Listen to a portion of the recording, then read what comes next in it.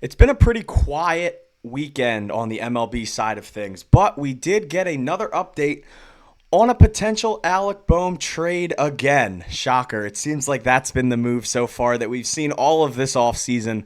But before we dive into that, I do want to ask you guys, if you have not already, my name is Luke Arcaini, and I'm asking you guys to please subscribe to Phillies Digest if you have not. Myself, Sean Bernard, we're posting every single day. We are pumping content out for you guys, and we want to make sure that you see this. The second that it gets posted, pop right up in your feed so you can continue to support us like you guys have been already. But I do want to sort of dive into this here because we got a report this weekend from The Athletic saying that the Philadelphia Phillies' Alec Bohm is another trade candidate for the Athletics. But when the A's inquired about him, the Phillies asked for all-star reliever Mason Miller, a familiar name that I think a lot of us sort of wanted at the trade deadline. Mason Miller, one of the biggest sort of reliever young names in baseball right now, from Rosenthal once again. That ended this conversation, and that was from an A's source.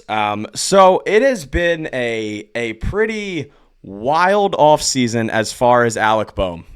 It seems like every day that there's a different type of player that Bohm could possibly be traded for. We've seen multiple now. Bohm and Castellanos for Kyle Tucker. That was a rumored report that the Astros hung up the phone for. Bohm for Mason Miller. That was a report that obviously, like we just talked about, from Ken Rosenthal, the Phillies hung up the phone there. And there was also Bohm for one of George Kirby or Logan Gilbert that I believe the Mariners, they did say, hung up there as well. So as far as the Alec Bohm trade market, it's been a lot of swing and misses so far. The Phillies seem like they're treating Alec Bohm pretty high. There has been some reports that the Phillies aren't shopping Alec Bohm, and it seems more like teams are inquiring about Bohm rather than the Phillies calling. But I'll tell you what, this would be a lot of teams calling. I would be shocked if the A's called first about Bohm rather than the Phillies called first about Miller. It seems right now to me that this Phillies team, I wouldn't say doesn't expect Bohm back, but I think right now the more likely scenario is probably that Alec Bohm's not back. And we have seen a lot of these reports, and I do want to sort of preface this with, once again, that I don't think Alec Bohm is a bad baseball player, because if I said that, I would be lying. He was a 3-WAR player last year, 15 homers, a little under 100 RBIs, 44 doubles. He obviously started the All-Star game for the National League at third base. He was a great player the first half of last season, but he definitely did start to fall off. He had a rough second half. He obviously had a rough playoffs. He got benched in Game 3 versus the Mets. It was sort of a very rough ending for Bohm. It was a bad ending to a very good start of the season. And now a lot of rumors have been flying around, obviously, like we've already talked about this offseason. And it is pretty surprising to me. And I wouldn't say surprising that he's being sort of shopped, but it's surprising to me that all these reports are happening and the Phillies seem to be hearing all these reports without really knowing who would replace him next year. The Phillies don't have a set-in-stone guy to play third base every day right behind Bohm. They have Aiden Miller, but Aiden Miller is obviously not ready yet. It seems like his first full season probably wouldn't be till 2026. I wouldn't expect much of Miller next year, but that does seem like the eventual move, unless the Phillies were to deal him. But it did say that while he was offered in a trade this offseason, the Phillies have been very hesitant to sort of offer Miller. I think the Phillies, if they were to trade Aiden Miller, they are looking for the perfect package. And I don't think any package that they've been offered has been good enough for a player that is Aiden Miller's caliber right now in the minors. But we have seen once again that this Phillies team has continued to stress pitching this offseason, starting pitching, relief pitching. Obviously, this team was reportedly interested in Mason Miller at the trade deadline. It seems like the A's were a little hesitant to deal him then. They probably thought they could get a bigger package now.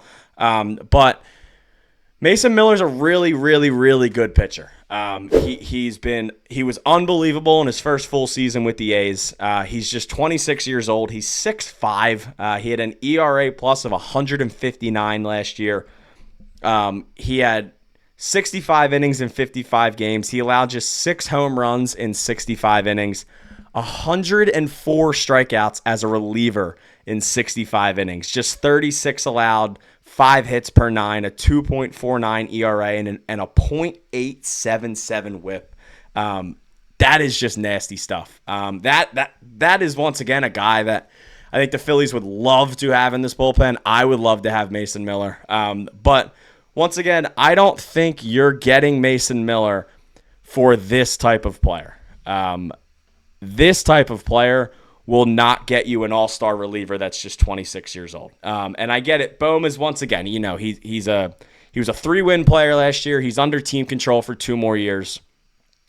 But teams have been a little weird about the second half of his season. We've seen from the Astros that they didn't love his defense. We've seen from the Royals that the Royals didn't love the back half of Bohm's 2024 season. It seems that teams are inquiring, but I think they kind of think the Phillies are asking for too much. And it seems to me like the Phillies aren't necessarily sold. Like, they don't want to just trade Bohm.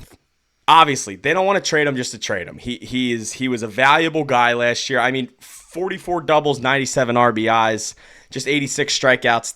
That's a pretty good player, right? Like, if you look at this season from a whole, and if you just looked at the stat sheet, that's a 3-win player with a 280 average that slugged just about 450 with just under 100 RBIs and 44 doubles in 143 games. But then, if you've watched the games, obviously, you saw Bohm's second half, and you saw the attitude problem, and you saw the issues that he was having at the plate, and you saw him sort of moping around, and you saw him get benched in Game 3 of the NLDS.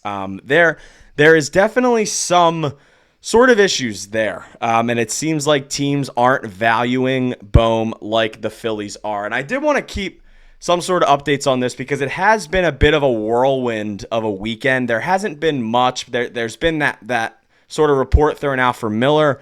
The trade happened, I believe, Thursday or Friday for Kyle Tucker. But there hasn't really been much. But we did get this. I did tweet out, I believe this was on Friday, the update that matters. Nick Castellanos shaved his head. In case anyone didn't see this, the flow is gone for Nick Castellanos. He is now a buzz cut man, I would say, for at least the offseason. But we did get this reply from Nick Castellanos' wife, Jess Castellanos. Yes. And she said, only real update I've read in days. And I will say this. I'm not going to sit here and say what she's talking about, but that coming after this big report for Alec Bohm and Nick Castellanos for Kyle Tucker is a little telling to me, because it seems like maybe that wasn't sort of on the table. Maybe that wasn't really the move. But Nick Castellanos has been a name that's kind of been thrown around so far this offseason because of the $20 million contract. If the Phillies did want to try and make a big splash in free agency, that's one of the contracts that would maybe have to go.